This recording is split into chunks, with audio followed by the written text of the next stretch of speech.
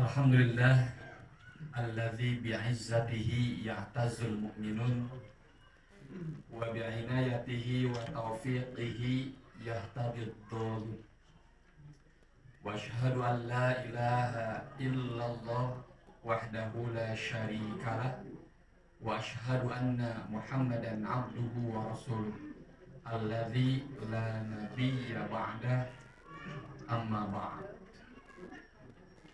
Faqala Rasulullah sallallahu alaihi wasallam, salatul jamaah taqbulu salatal fardhi bi sab'in wa ishrina darajah.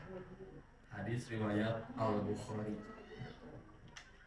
Puji syukur hanyalah milik Allah Subhanahu wa taala yang telah melimpahkan nikmatnya kepada kita semua. Mudah-mudahan setiap gerak, setiap langkah, setiap ucap yang kita wujudkan ada dalam kebermanfaatan, dalam nilai-nilai pahala Allah Subhanahu wa taala. Ibu bapak, para pemuda pemudi, kumaha sarehat ya? Alhamdulillah, biiznillah, simkuring ka silaturahim. Mudah-mudahan jantan wasilah ka saya kangge urang sadaya. Ieu teh bilogatil Indonesia. Bilogatil Sundawi. Sundawi cenah nabi campur. Kita awali kajian ini. Saya menarik tadi apa yang disampaikan oleh Qori surah An-Nisa 96 ya. Allah berfirman, darajatim minallah, darajatim minhu wa magfiratan minallah wa rahmah. Ada 3 hal yang harus ada pada diri kita supaya kita beda dengan makhluk yang lain seperti binatang. Yang pertama, kita harus punya derajat, harus punya tingkatan yang lebih tinggi daripada makhluk yang lainnya, di antaranya binatang. Yang kedua, magfiratan minhu. Kita harus punya magfirah yang Allah janjikan kepada kita. Yang ketiga, kita harus memiliki rahmat Allah yang senantiasa tercurah pada kita. Maka jika 3 hal ini tidak ada, maka harga manusia itu murah. Harga manusia itu murah, tidak lebih mahal daripada binatang. Kalau hanya sebatas gerak, maka binatang pun gerak, ya kan? Kalau hanya sebatas makan, binatang pun makan. Kalau hanya sebatas aktivitas, maka binatang pun aktivitas. Persoalannya, apa yang membedakan kita dengan binatang? Maka itulah darajatin. Harus ada tingkatan lebih. Kenapa?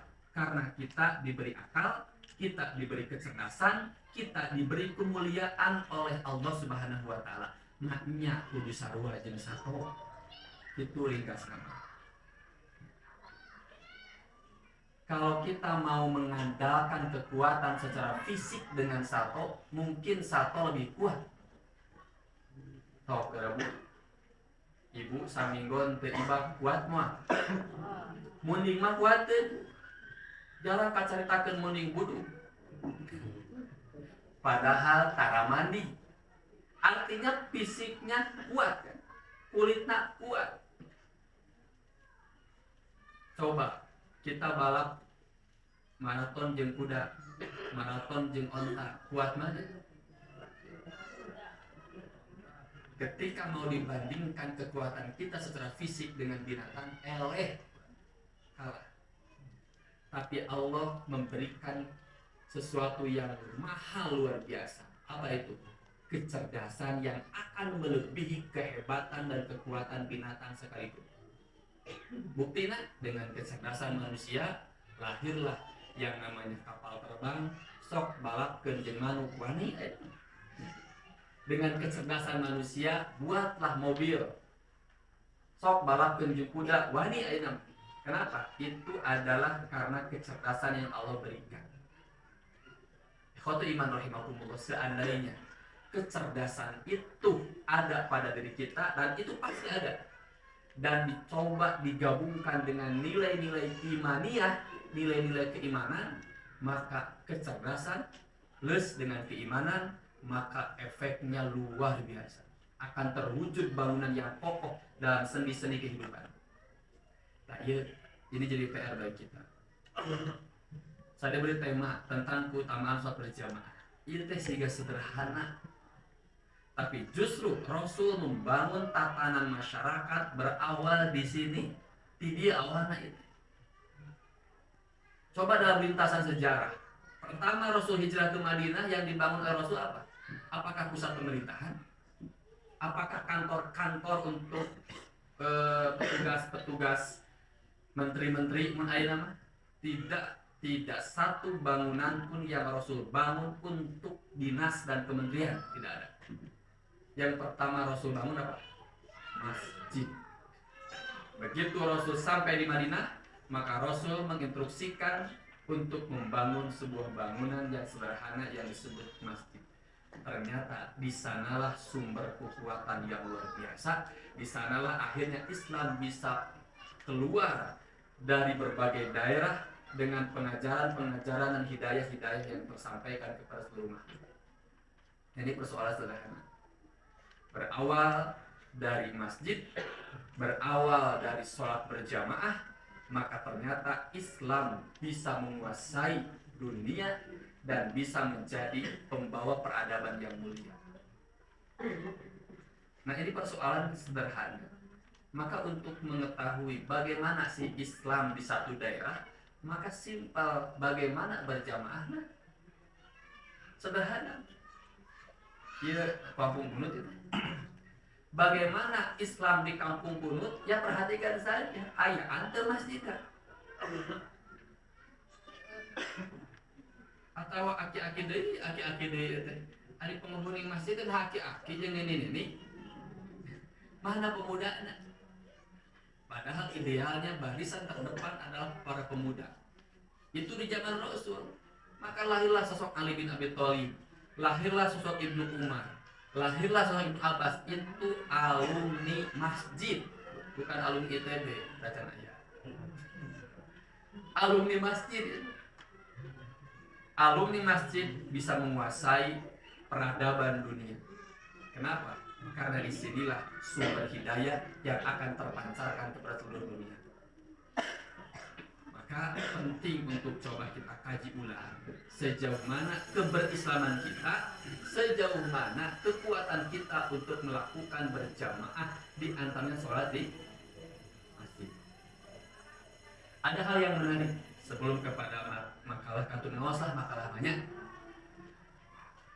Sumamah bin Utsal, seseorang yang bernama Sumamah bin Utsal, orang yang paling benci kepada Rasul, yang paling memusuhi Rasul, yang paling memusuhi agama Islam, dan banyak sahabat yang terancam nyawanya dikarenakan Sumamah bin Utsal. Saking geulihna kana agama Islam, saking bencinya kepada yang namanya Muhammad, maka dia ingin memerangi seluruh orang yang ikut kepada ajaran Nabi Muhammad. Ketika si Sumamah ini mau ke Makkah, maka dia lewat ke Madinah. Maka para sahabat menangkap Sumamah bin Utsal. Kenapa? Karena orang ini jahat. Banyak darah yang keluar disebabkan tangan-tangan Sumamah bin Utsal. Akhirnya ditangkap. Setelah ditangkap oleh Rasul, simpan di masjid. Dicancang di tiang masjid. Disiksa? Tidak. Rasul membiarkan dia berada di masjid 3 hari 3 malam. Dan dia diperlakukan layaknya manusia, diberi makan, diberi minum, hanya dia tidak bisa keluar kecuali di masjid. Kata Rasul, Sumamah, bagaimana perasaan Anda sekarang? Saya menangkap Anda. Masihkah Anda punya harapan hidup untuk hari ini? Kata Sumamah, Muhammad, kalau seandainya Anda membunuh saya, itu wajar, karena saya banyak menumpahkan darah. Seandainya Anda membunuh saya, maka itu hal sangat wajar karena saya orang paling benci kepada Anda. Tapi seandainya engkau memberikan kasihan kepadaku, mengampuniku, maka demi Allah, aku adalah orang yang paling baik dalam memberikan jasa kepada seorang, dalam membalas jasa seorang. Maka dibiarkan 1 hari, dibiarkan 2 hari, sampai dibiarkan 3 hari. Kata Rasul, lepaskan Sumamah bin Utsal. Kata sahabat, ya Rasul, ini enak-enak tuh, itu dilepaskan. Kata Rasul, lepaskan. Kata sahabat, lebih baik ya Rasul dijadikan tebusan saja, atau disuruh untuk memberikan sejumlah harta yang kita akan berikan kepada fakir miskin sebagai jaminan. Kata Rasul, lepaskan.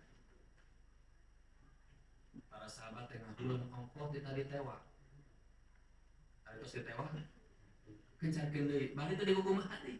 Kan aneh ya. Karena semua para sahabat taat, maka dilepaskan Rasul bin Islam. Ketika dilepaskan, Sumamah keluar. Jadi sahabat sigana mereka kabur ya. Tapi dibiarkan karena Rasul menyuruh untuk melepaskan.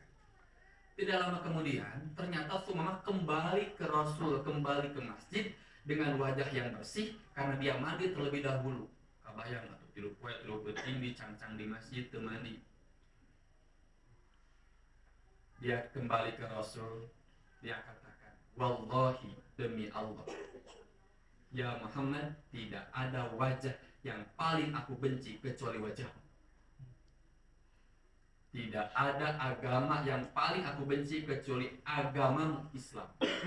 Dan tidak ada negara tempat tinggal yang paling aku benci kecuali tempat kelahiranmu, yaitu Mekah.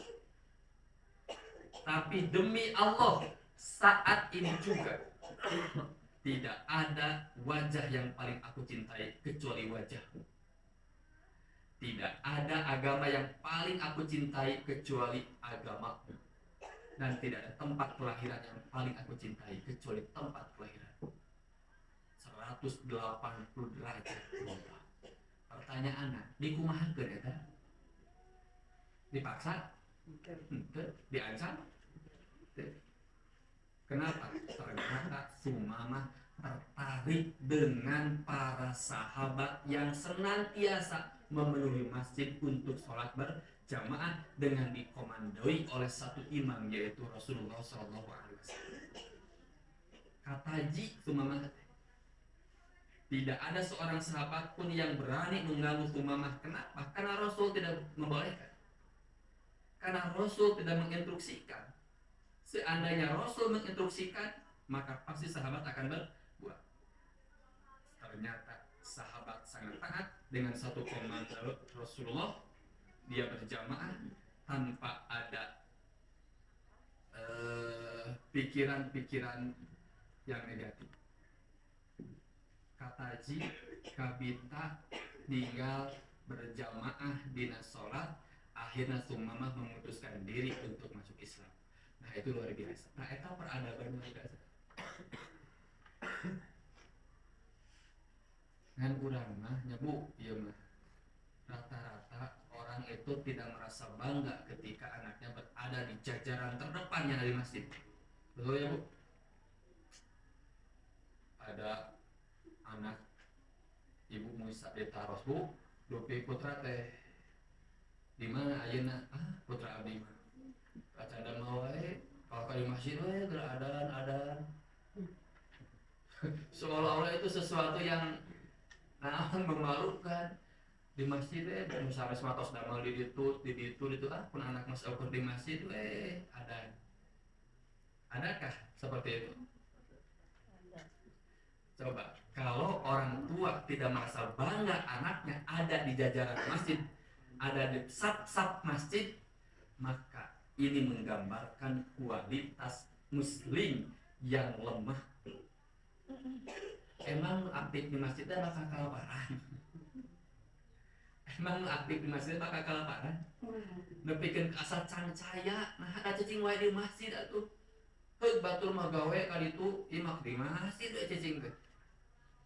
Nah, ini persoalan dinamika yang terjadi saat ini. orang tua merasa tidak bangga anaknya hadir di masjid. Orang tua tidak bangga jika anaknya melantunkan ayat suci Al-Quran, anaknya adzan. Ketika tidak bangga dengan semua itu, merasakan menggambarkan bahwa jauh dari nilai-nilai keislaman. Ini poin-poin penting. Ikhwatu iman rahimakumullah. Nah itu luar biasa. Jadi kemajuan Islam ternyata diawali dengan masjid, diawali dengan berjamaah. Maka coba kita hidupkan kembali. Ibu, bapak, nanti di rumah ajak anak-anak, ayo kurang ke masjid. Jangan sampai tidak pernah satu kata pun terucap dari lisan kita sebagai orang tua ngajak ke masjid. Kadek dihisab gitu. Karena bapak-bapaknya, dari ibu-ibu di bumi dihisab. Seumur hidup seorang ayah tidak pernah mengajak anaknya, tidak pernah nuntun budaknya ke masjid. Jangan dianggap sederhana, itu akan dihisab. Itu akan dihisab. Karena mengenalkan generasi kepada masjid, mengenalkan generasi kepada sholat, mengenalkan generasi kepada Islam, itu adalah sebuah kewajiban yang mutlak, di antaranya kewajiban orang tua. Ikhwatul iman rahimakumullah. Dina makalah tiasa diawas ya bu, enggak. Ini gambaran mengenai keutamaan sholat berjamaah. Yang pertama, sholat berjamaah itu lebih utama 27 derajat daripada sholat sendirian. Bayangkan perbedaannya. 1 berbanding 27. Kita refleksi sholat kita. Coba. Sesempurna apa sih sholat kita? Sesempurna apa sholat kita? Sholat duhur contoh 4 rakaat. Sabaraha menit diangge ngalamunna? Berapa menit dipakai untuk menghayal timiti Allahu Akbar doa kabayang sagarupanya. Itu tuh. Jadi kecerdasan itu bertambah ketika orang sedang melaksanakan sholat. Ya. Sholat ayat ical artos bu, pikir kakak pengen kemana gitu. Pas sholat mah jobra buka, oh sih. Ininya duit teh ditunda didinya. Nah, itulah cerdasnya orang anu keur sholat. Sagala kapikir, nu teu kapikir oge, kapikir. Berarti seandainya 100% itu nilai sholat, berapa persen nilai anu pantas ke urang? 90%? 80%? 50% atuh. Masih kira ngahulangnya 50% itu 50%. Agustus 50%, nah gitunya. Artinya seperti ini, kalau seandainya kekurangan itu kermah kurang, kermah banyak lamunan, kermah banyak godaan, katambah nilainya hanya 1 derajat karena tidak berjamaah, kan lebih parah ya. Tapi coba kalau seandainya kita berjamaah minimal geus kacepeng ya 27 derajat. Walaupun nilai kehusuan mungkin ada yang 10, 20, 30% atau 40%, tapi minimal kita punya nilai lebih dari berjamaah. Jadi tidak bisa dianggap sederhana. Karena untuk mengejar ketinggalan kita sulit, kita khusus 100% untuk sholat itu sulit. Maka minimal kita punya poin lebih dengan pelaksanaan sholat berjamaah. Maka Rasul mengatakan sholatul jamaah tabdulu sholat al-fadli bisab'in wa ishrina darajah. Sholat berjamaah lebih utama daripada sholat sendiri sampai 27 derajat. Kenapa? Karena yang namanya kebaikan itu memang lebih baik diwujudkan secara berjamaah. Rasul itu senang kalau makan berjamaah. Kenapa? Nilainya beda, keberkahannya beda. Rasul kalau makan babarengan.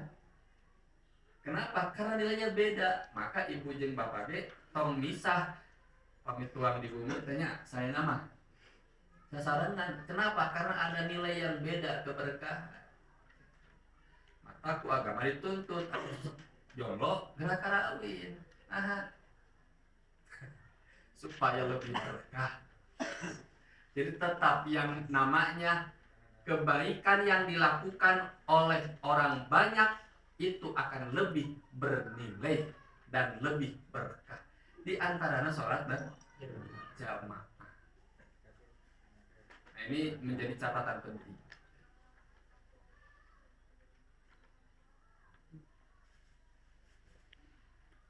Bahkan Rasul menggambarkan bahwa sholat berjamaah itu menjadi gambaran kehidupan sosial secara umum. Jika kehidupan sosial di masyarakat, kehidupan kita di keluarga sudah tercermin bagaikan sholat berjamaah, wah itu luar biasa. Kenapa? Karena sholat berjamaah itu akan jelas aturannya, akan jelas posisi, nah bakal jelas kondisi, nah teu sagawayah, nah teu sakahayana. Aya aturan main. Imamna saha? Rokaatna kumaha, bacaanna kumaha, gerakanna seperti kumaha, semuanya sudah tertata dengan rapi. Coba kalau digambarkan dalam sebuah bangunan rumah tangga, jelas imamna saha. Nah, aya kitu nu tegas aya. Aya nu jelas. Rumah tangga, bapakna aya, ibuna aya, anakna aya, tapi itu jelas mana imamna aya teu? Ya teh keluarga teh suami aya, istri aya, anak aya, tapi teu jelas siapa imam. Tidak terkoordinasi dengan jelas antara imam dengan makmum, malah pahare-hare. Kadang makmum mihlaan imam, kadang imam kapilaan ku makmum. Ini menggambarkan sebuah persoalan yang bahaya. Maka sholat berjamaah sebagai gambaran bagaimana membangun sebuah rumah tangga, sebuah tatanan masyarakat, yaitu dibangun dengan aturan yang pasti dan aturan yang jelas. Itu yang pertama, keutamaan sholat berjamaah. Yang kedua, Allah kagum kepada orang yang sholat berjamaah. Biasa di awas hadis luar biasa. Allah kagum. Kalau kita dikagumi orang, kumaha? Bunga teh.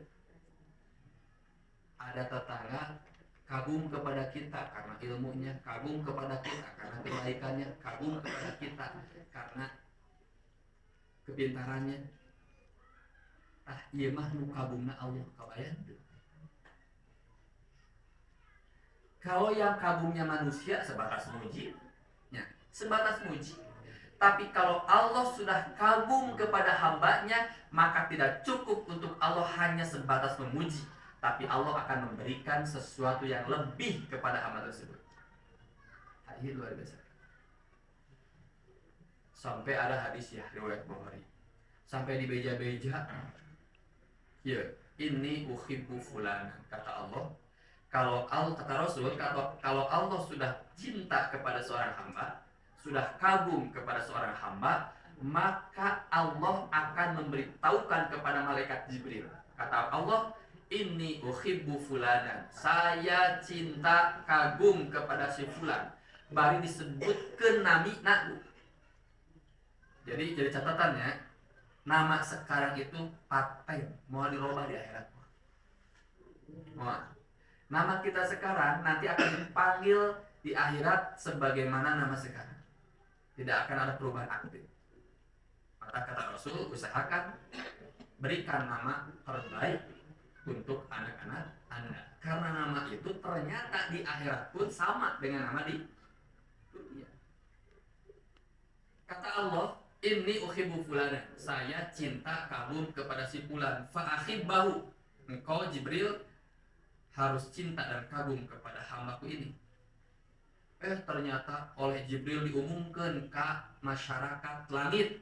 Kata Jibril, innallaha yuhibbu fulanan fa ahibbuhu, sesungguhnya Allah mencintai dan mengagumi si fulan, maka hendaklah kalian semua mengaguminya.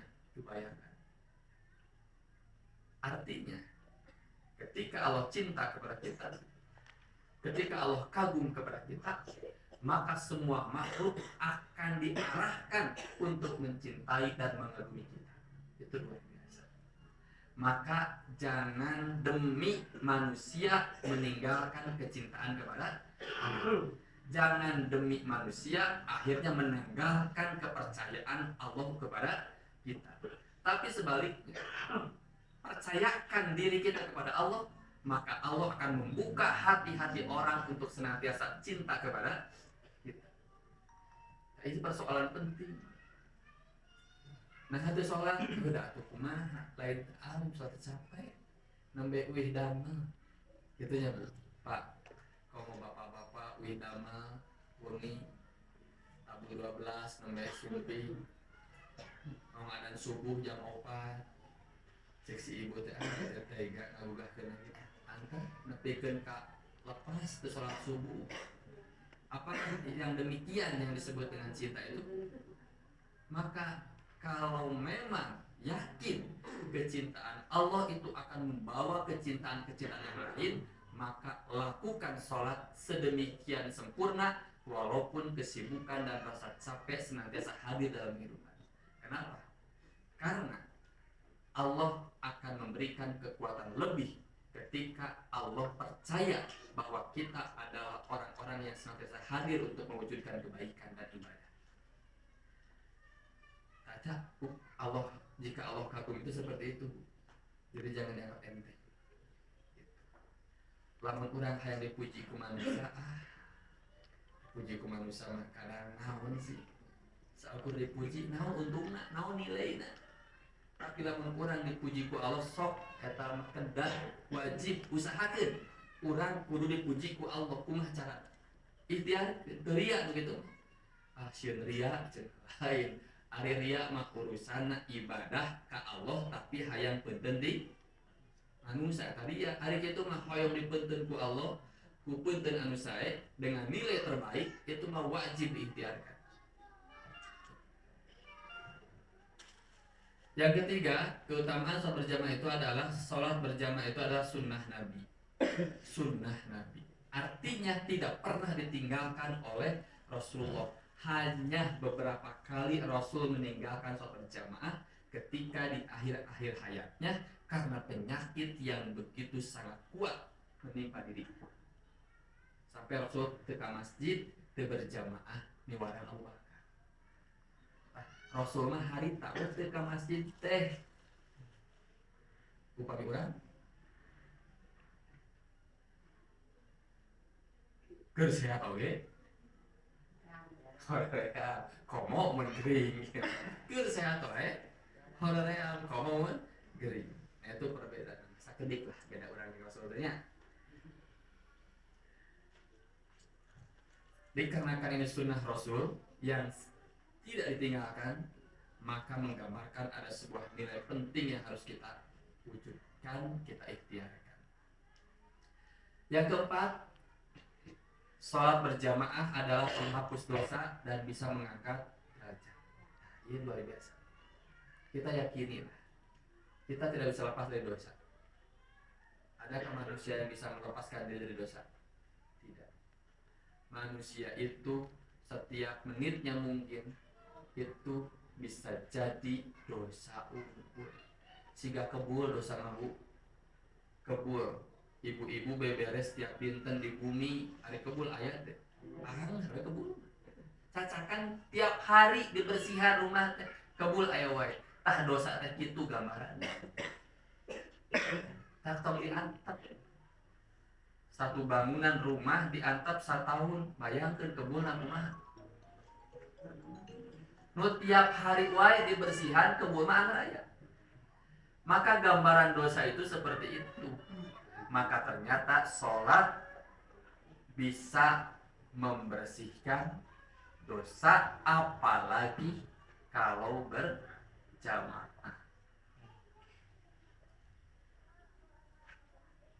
Kata Rasulullah, man tawadu ahli salat fasbigil wudu thumma masya ila salat al-maktubah fasallaha ma'an nas aw ma'al jamaah aw fil masjid ghafarallahu lahu dzunubahu. Ini salat berjamaah yakin akan menjadi sebab diampuninya dosa.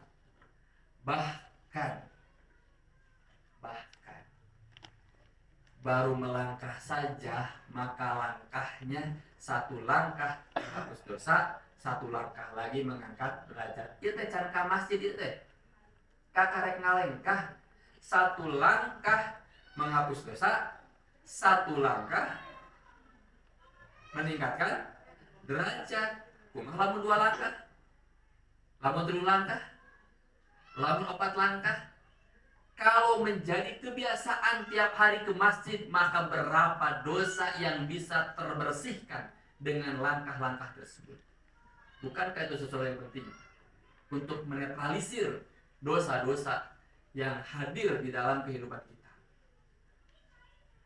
Maka satu saat dengan berjamaah itu seolah-olah urang teh nuntutan mersihan dosa sebelum ajal datang.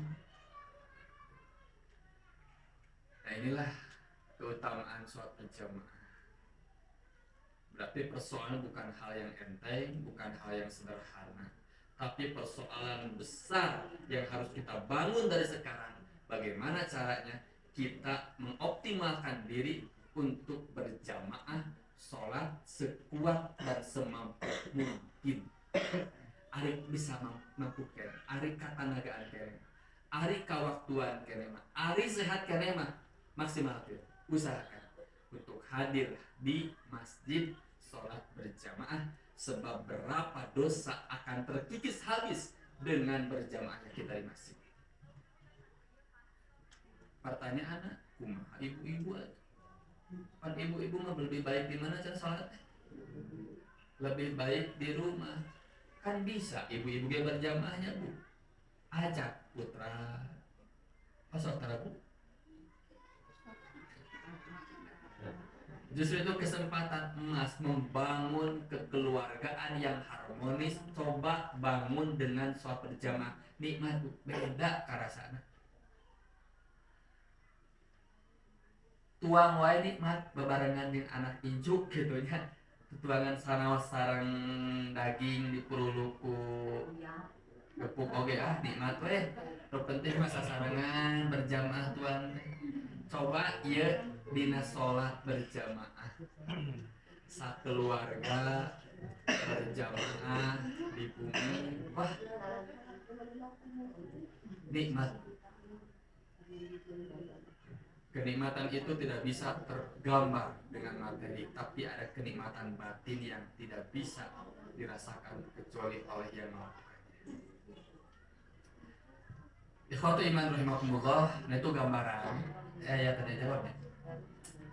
Itu gambaran keutamaan sholat berjamaah. Jadi kesimpulannya, kalau kita yakin ungkapan Rasul mengenai besarnya keutamaan sholat berjamaah, maka sebesar apa ikhtiar kita untuk senantiasa hadir sholat berjamaah.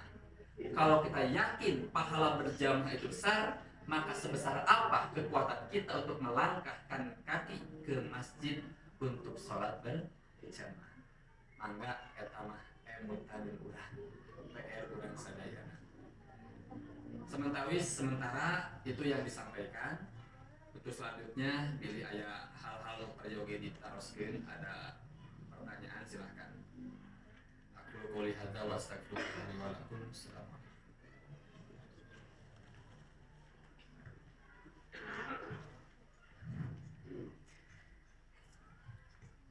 Alhamdulillahirabbil alamin. alamin. Terima kasih kepada Al-Ustaz atas ilmu atau tausiahnya yang disampaikan kepada kita semua. Baik, boleh sekarang masuk sesi tanya jawab. Silakan, ada yang mau bertanya?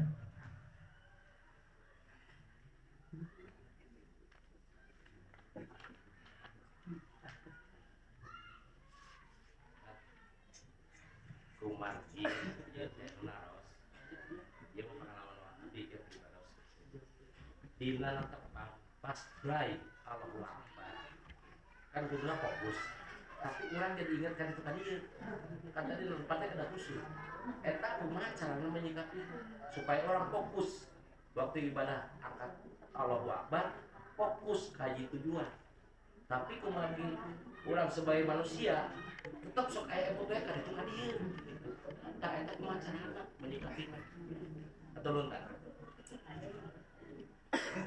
yang disebut khusyuk itu adalah khudurul qalbi sholat, hadirnya hati ketika sholat. Ingat ya kurang tegar, sholat itu diantara minimal gitu. Nah, sebab persoalannya bisa jadi kita sholat kita tidak sadar bahwa kita sedang sholat. Adapun lafaz doa yang kita ucapkan dan itu kusabab kebiasaan. Al-Fatihah apa tuh oroknya nih? Matak bari ngalamun oge. Apa? Nah, maka ketika ada gangguan dalam berpikir di lamunan, maka seyogianya langsung dikuatkan kembali ya kurang tegur sholat gitu. Itulah khudur dihadirkan kembali. Di awal kita hadirkan. Ketika takbiratul ihram kita hadir bahwa kita sholat. Nah, ternyata di pertengahan mungkin pikiran kita ngalayang. Maka tong diantep lila dan jangan dibiarkan. Tapi langsung dihadirkan deui. Langsung dihadirkan deui. Supaya kita sadar kembali kita sedang sholat. Walaupun untuk mengukur hal itu tidak sederhana, tapi setidaknya ada ikhtiar yang kuat untuk senantiasa mengembalikan kehusuan dalam sholat. Da alih husu mah lain hartina teu kadengena naon, nepikeun ka dicocoreungeut kitu karasa, nyaha maka khusyuk bukan. Tapi Rasul contoh. Satu saat Rasul sujud. Kata sahabat, nah Rasulullah bilang teuing sujud teh tara biasana. Ternyata punggung Rasul dinaiki cucunya. Ya, Hasan atau Husain. Nah, Rasul dugikeun ka lama sujud karena menunggu cucunya turun sendiri dari punggungnya. Khusyuk teh Rasulullah. Karaos teh dina punggungna aya incuna. Karaos. Khusyuk teh. Tetap khusyuk kenapa? Karena tetap fokus pada diri bahwa diri sedang sholat walaupun karaos dina punggung nanti ayah Hasan atau Nabi Husain. Maka ditanyakanlah kepada Rasul, ya Rasul, nah anjun tadi sujud langit kata Rasul, tadi ada Husain naik ke punggungku dan saya tidak ingin mengecewakan cucu. Maka saya biarkan dia turun sendiri. Lalu gitu kan cucu. Ari kurang mah budak gandeng seojek di masjid, sia gandeng. Nah gitunya. Maka budak teh teu barentangeun di masjid. Nah dari carekan wae atuh. Tapi sih gitu, ayeuna generasi teu betah di masjid teh salah ngadidik. Nah ari budak leutik mah wajar atuh. Lumpat gandeng eta incu Rasul ke sujud wae bikin kali tumpakan nya da budak atuh. Padahal eta generasi anu bakal ngamakmurkeun eta masjid bisa jadi eta panginten gambaran. Jadi ketika pikiran kita keluar dari sholat, maka segera hadirkan kembali, keluar hadirkan kembali, keluar hadirkan kembali, terasa gitu. Dan tidak mungkin ada orang yang bisa sholat 100% khusyuk, mustahil. Itu kan. Kenapa? Karena manusia itu lemah dalam berbagai aspek. Tapi kelemahan kita itu jangan dijadikan dalih. Ada manusia makhluk anu lemah. Dan wae itu khusyuk ya bukan. Tapi justru menjadi dalih untuk senantiasa mengikhtiarkan diri supaya sholat khusyuk. Nah, ikhtiar itulah yang akan bernilai dan berharga. Katanya.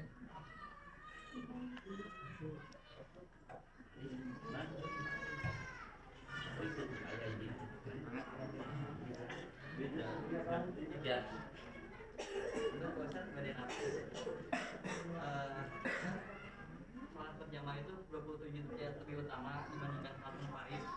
Dan kalau itu kagum kepada orang sholat yang berjamaah di masjid. Nah, kita itu sebagai pemuda yang kan udah tahu ya tentang hal ini. Tapi kenapa gitu ya? Sekarang tuh di masjid itu rata-rata dominannya itu tetap orang tua yang mengisinya itu bukan remaja.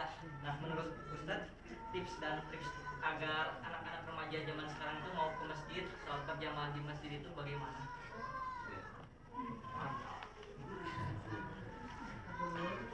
Persoalannya tidak sederhana karena faktor usia itu mungkin menjadi penentu dalam berpikir orang. Maka Rasul menggambarkan seperti ini. Di antara 7 golongan yang akan mendapat keringanan, yang akan mendapatkan naungan nanti di yaumul kiamah, di antara rajulun wasyabun nas'a fi ibadati rabbi, pemuda yang rajin beribadah. Pertanyaannya, kenapa disebutkan pemudanya?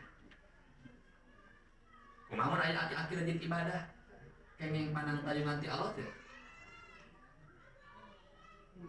Secara spesifik disebut wasyabun, pemuda. Kenapa? Karena beda.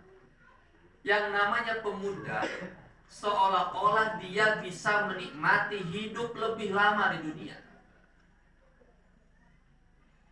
Jadi pikirannya fisik kuat, otak cerdas, maka seolah-olah kematian itu masih lama untuk dirinya. Maka disinilah yang akan membuka kebebasan dalam beraktivitas, kebebasan dalam hidup, kebebasan dalam berpikir. Sedangkan orang tua mungkin sudah berpikir geus umur kieu mah. Maka lain teu dipuji. Orang tua ahli kamas sering ka masjid tapi maknya we atuh geus kolot tara ka masjid. Kalau kita pertanyaannya, maknya we kolot teu ka masjid. Kenapa? Karena usia sudah tua. Secara ukuran, secara kenyataan umur sakitu mengalami deui di dunia maka akan terpacu untuk melakukan kebaikan lebih, di antaranya ibadah. Sedangkan pemuda berpikir masih free, masih bebas, masih wah pokoknya mah hirup dilakene. Nah, itu yang pertama.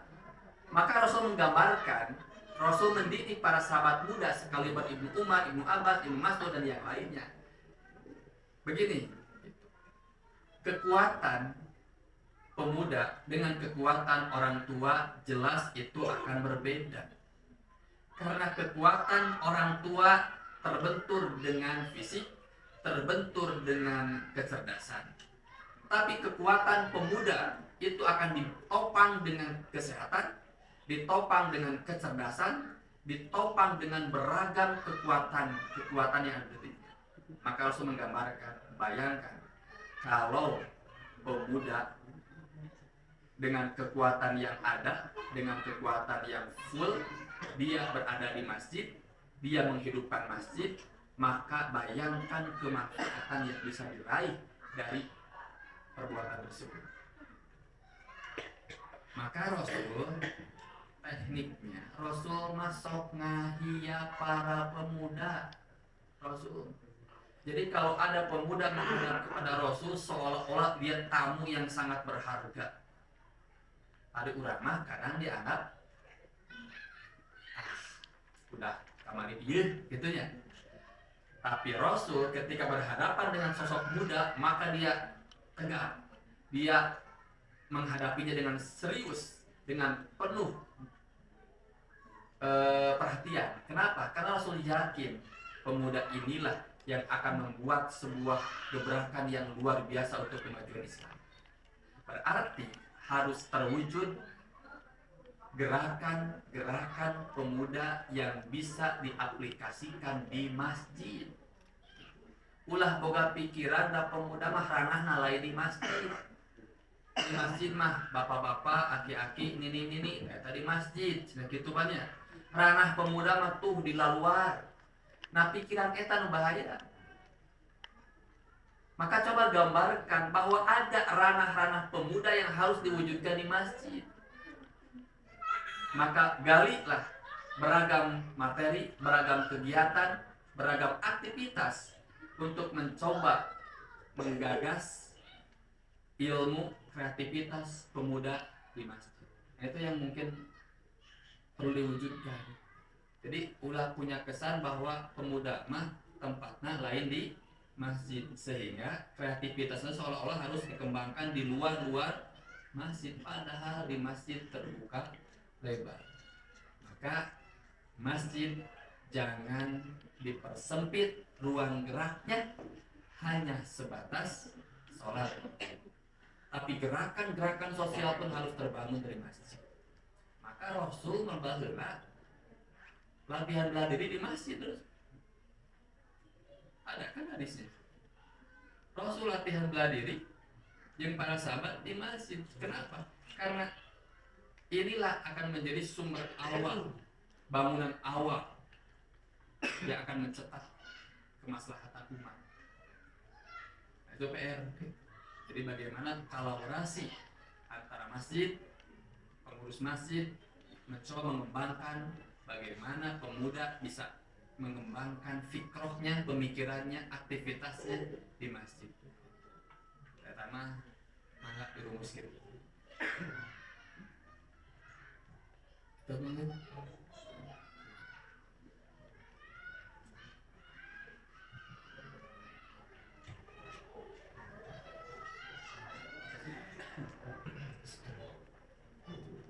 Ada satu lagi.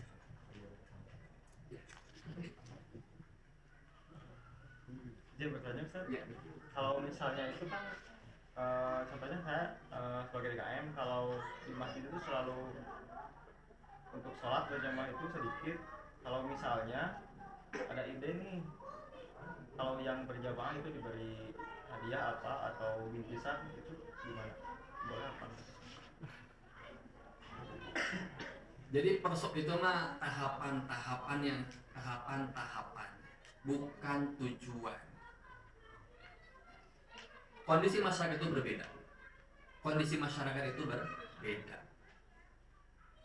Lalu ada gagasan dari DKM bagaimana masyarakat supaya tertarik dengan masjid. Misalkan diberikan sembako, maka itu mah teknis, tapi bukan tujuan pokok. Berarti bukan itu yang jadi pokok. Ada ilmu, ada pencerahan yang harus diberikan oleh masjid kepada masyarakat terkait pentingnya berjamaah di masjid. Nah, itu yang poin yang harus didorong. Contoh seperti ini. Zaman sahabat, peranglah terjadi. Ada kecemburuan sebagian sahabat. Sahabat senior, dia masuk Islam lebih dahulu di medan perang paling depan, tapi bagian gonimahnya terkalahkan oleh orang yang masuk Islamnya baru. Kata sahabat, ya Rasul, kenapa mereka yang baru masuk Islam mengikuti perang tapi mendapatkan gonimah lebih daripada kami yang lebih dulu? Kenapa? Karena Rasul menggambarkan da ente mah geus kuat dina Islam teu dibere Muhammad murtad gitu. Muhammad murtad teruji keislaman kalian. Tapi coba eta nu kakak asup Islam. Mun teu diperhatikeun rek kumaha nasibna engke. Nah, itu berarti jadi dalil. Seandainya mau dipolakan seperti tadi, mangga silahkan. Tapi jangan lupa poin pentingnya. Kita masukkan ilmu, kita masukkan pemahaman kepada mereka mengenai berjamaah di masjid, mengenai keutamaan sholat dan sebagainya. Walaupun pada akhirnya mungkin orang berbeda-beda, bisa jadi dapat hidayah sekali dua kali, mungkin dapat ke masjid dah yang sembako itu bisa jadi. Tapi kan hidayah Allah itu bisa jadi sekali dua kali Pindingannya nikmat babarengan di masjid teh karasa genana loba ikhwan, loba dulur, loba pakumaha, akhirnya dia bisa jadi betah di masjid, itu bisa jadi. Jadi silahkan, tapi itu bukan tujuan pokok, hanya sebatas cara mengingatkan masyarakat, mengajak masyarakat yuk urang ka masjid. Berarti tugas utama adalah memberikan pencerahan. Nah, itu mungkin.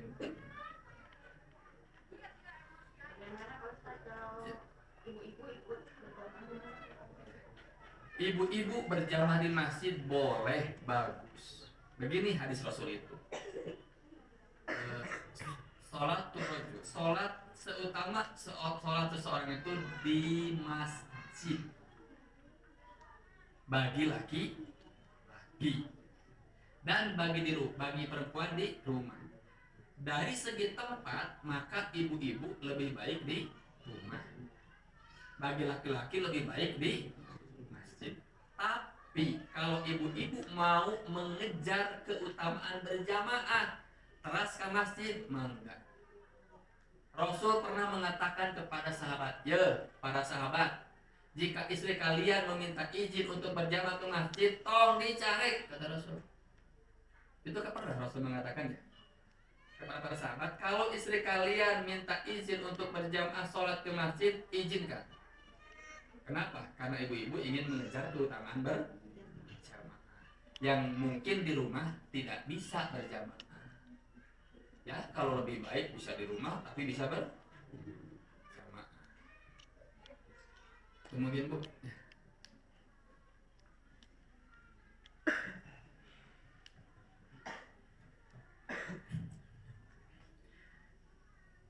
Baik, sekian cara dan sesi tanya jawab. Terima kasih kepada Ustadz atas ilmunya yang telah disampaikan. Supaya semoga dengan apa yang disampaikan oleh Al-Ustadz dapat membuka pikiran para pemuda di sini, dapat membuka pikiran ketua TKM dan sisi TKM lainnya. Dan marilah kita tutup acara pagi hari ini dengan mengucapkan doa kafaratul majlis. Subhanakallahumma wa bihamdika asyhadu an la ilaha illa anta astaghfiruka wa atubu ilaik. Saya sebagai MC mohon maaf bila ada banyak kesalahan dalam penyampaian. Saya akhiri. Assalamualaikum warahmatullahi wabarakatuh. Silakan kepada